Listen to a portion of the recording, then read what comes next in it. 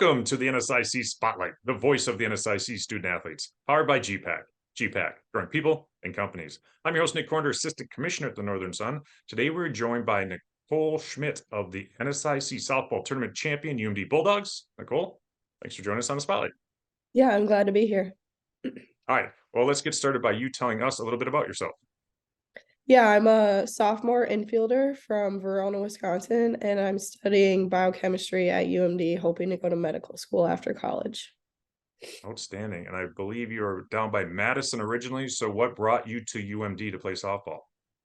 Yeah, I didn't really know I wanted to play college softball until later in my high school career. So I just started reaching out to coaches and playing in tournaments in the summer with my club team and got in contact with the UMD coach and ended up taking a visit up there with my dad. And we drove into the city, saw the Ames Oil Arena, just like the beauty of the city and the school, and met some of the players and knew it was the place I wanted to be. All right, a good choice for you because the Bulldogs have been succeeding. And what a weekend down in Rochester for you and the Bulldogs as you win the NSIC softball tournament for the first time since 2002. You go 4-0 in the tournament, including wins over Minot, Winona, and then beat Augie twice. Talk about that atmosphere down in Rochester for the games. Yeah, I think the atmosphere was super unique. I could feel that everyone on our team wanted to be there and was not ready to be done yet.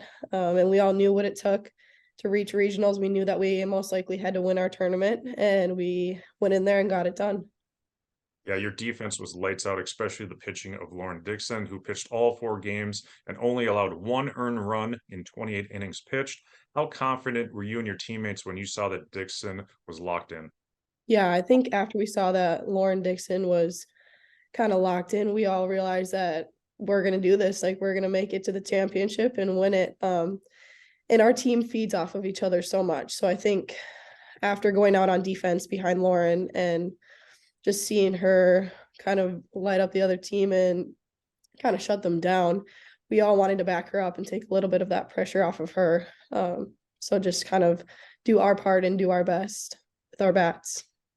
The offense got going early and often against the Vikings, including your home run in the second inning. What was clicking for the offense on Saturday and throughout the whole tournament? Yeah, I think Saturday was everyone was a little bit more nervous. We all knew what was exactly at stake. But we kind of knew that we had what it took to beat Augie and to kind of do what we did the day before, and just came out and with more fire than the day before, and knew that we wanted to back up Lauren. It was going to be the second day in a row that they had seen her. So just wanted to kind of lessen that pressure off of her again and do our part, put some runs up on the board, and take the pressure off Lauren and our defense.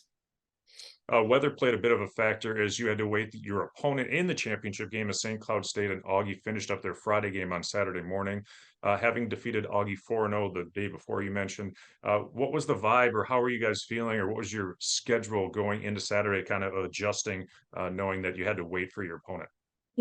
I think the night before on Friday, everyone was kind of questioning, oh, they're split now. Like, they're waiting to finish their game in the morning. So we all knew they were going to have to play extra innings that morning. And we had our same 2 hours get there before kind of routine and everything. But they were a little different just because everyone was peeking over our shoulder just to see who was going to win that game, who was going to face us in the championship. But it was just a matter of who was going to stand in our way in the end of it. And we were all confident no matter who we played. Yeah, and go on to beat Augie 9-0 in that championship game. As you mentioned, you were a bubble team, as you said, at number 8 in the region going into tournament play. What was it like watching that selection show on Monday morning, knowing that you were in? There was definitely a sense of excitement. It was a little bit of nervous energy, but we all knew that our name was going to be called, so that took a little bit of the pressure off.